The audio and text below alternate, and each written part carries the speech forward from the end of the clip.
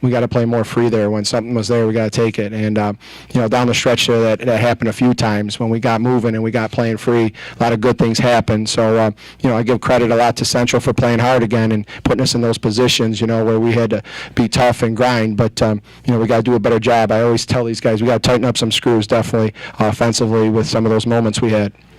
Being a balanced team with not necessarily a go-to scorer, is that kind of one of the pitfalls there of you guys? Maybe perhaps are still kind of trying to find your identity and try to find your score to kind of break those scoreless streaks. Well, the beauty of it is that, like you're saying, nobody knows who we're going to go to then, so we can, mix it up, and any one of these guys can be that type of player.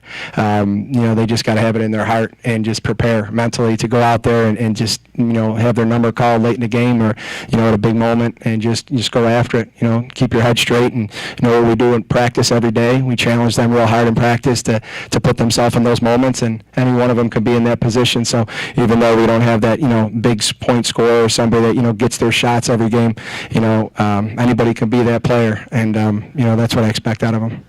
Of course, this was also a big day for the team with some postseason awards. Of course, you were coach of the year, and then you have a first team and second team right next to you.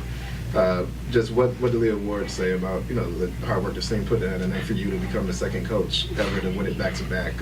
I guess what do you take from that? Well, it's a little unique because we found out today, and then we're playing, and it's going to hit social media and all that. So we talked about it. We sat down, we spoke about it, and I talked to them about it's great to be recognized. It's great to be recognized. We appreciate the recognition for our hard work and our effort, but we're the same people that we are today that we were yesterday. And fame is fleeting. So, when you get awards and things that are voted on that you really appreciate the recognition, don't forget how you got it, and just continue to, now focus back in. I'm very proud of these guys, for what they've done, and being recognized for their efforts is great. Obviously with Coach of the Year again, that's Coaching Staff of the Year, and I give everyone, players and coaches, a lot of credit for a Coach of the Year award, because we all do this together, and this is 100% a servanthood, and that's how we treat it. Does that give you, maybe bragging rights over your dad that you're able to get? I don't know about bragging rights. I don't trust Coach Sal like that. You know what I mean? He's a little intense, but anyways, yeah, it's it's fun. It's great, and it was nice to know that I can keep challenging myself, to be as good as Coach Sal was, and just keep working every day to make these guys better and develop them. Our focus and our mentality is really important to us. So, like I said, we're out here serving each other, and everything is based on humility. And I'm the same person I was yesterday as I am today, and so are these guys. And we're just going to keep going after it and challenging ourselves to be better. And then also, you guys scored like half of your points in the paint, but also half of your points, 30 points in transition. It seems like the transition ball really got you guys going at times. What were players doing on the court, or even just Nneka or Megan? Just how key was it today just to take advantage of those turnovers and get the transition opportunities? I think it's really good that we have that kind of balance where we can score in the paint and be able to shoot outside. We just have connections, and we try to play free all the time. So if somebody's open, we try to hit them as much as we can, and just focus on what we need to work on, like fundamentals, and just keep playing free. Starting there in the first quarter, giving up 8 points, having 6 steals, is that kind of the prototypical quarter for you defensively? I'm sorry, what was the first part?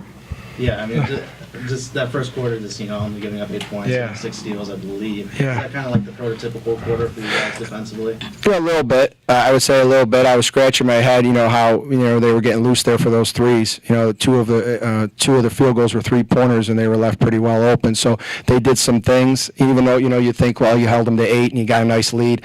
We were very analytical about what was going on there, and and at the end of the day, we had to fix that. And even though that, those were the, 2 shots, and you say, wow, you bounce back because you figure it out and you defend it better.